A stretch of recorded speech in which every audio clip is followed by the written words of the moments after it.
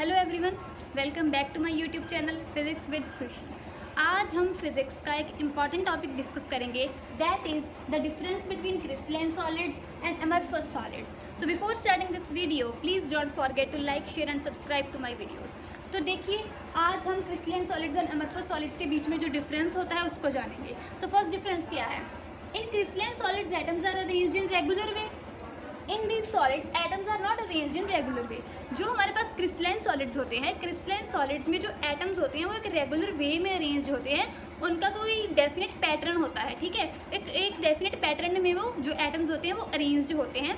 But जो हमारे पास ये वाले अमorphous सॉलिड्स होते हैं, इसमें हमारे पास कोई डेफिनेट पैटर्न में एटम्स जो है वो अरेंज नहीं होते। वो रेगुलर वे में जो हमारे पास एटम्स हैं वो अरेंज नहीं होते हैं। तो ठीक है, this was the first difference. Second is they possess long range order of atoms but they possess short range order of atoms.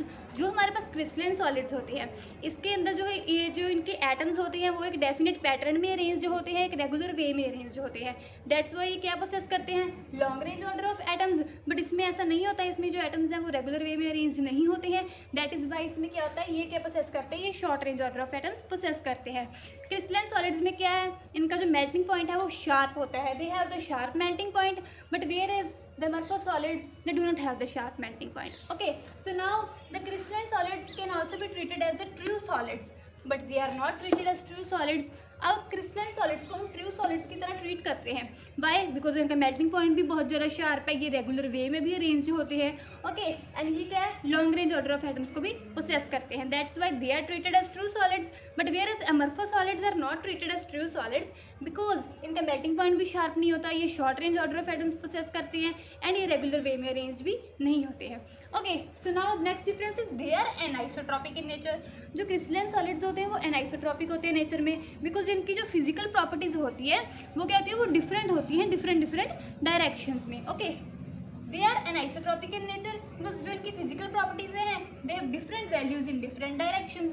But जो हमारे पास अमorphous सॉलिड्स होते हैं इनमें क्या होता है, ये आइसोट्रॉपिक होते हैं नेचर में। Okay, amorphous solids are isotropic in nature because जो इनकी फिजिकल प्रॉपर्टीज हैं उनकी जो है वैल्यूज सेम रहती हैं in different directions. They are isotropic in nature such that because क्या होता है हमारे पास जो इनकी फिजिकल प्रॉपर्टीज होती हैं they have the same values in different directions. Okay, अभी नेक्स्ट जो हमारे पास लास्ट डिफरेंस है, अब हम इसकी कोई अच्छी सी एग्जांपल लेंगे, ठीक है।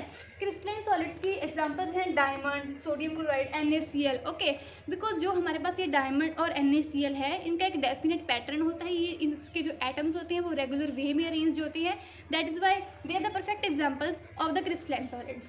ओके, नेक्स्ट जो हमारे पास अमorphous सॉलिड्स हैं, अमorphous सॉलिड्स के एग्जांपल्स की अगर हम बात करें तो रबड़, ग्लास, प्लास्टिक, ये इसकी एग्जांपल्स हो सकती हैं बिकॉज इसमें जो एटम्स होते हैं वो रेगुलर वे में अरेंज नहीं होते हैं, ठीक है। So this was all about the difference between crystalline solids and amorphous solids.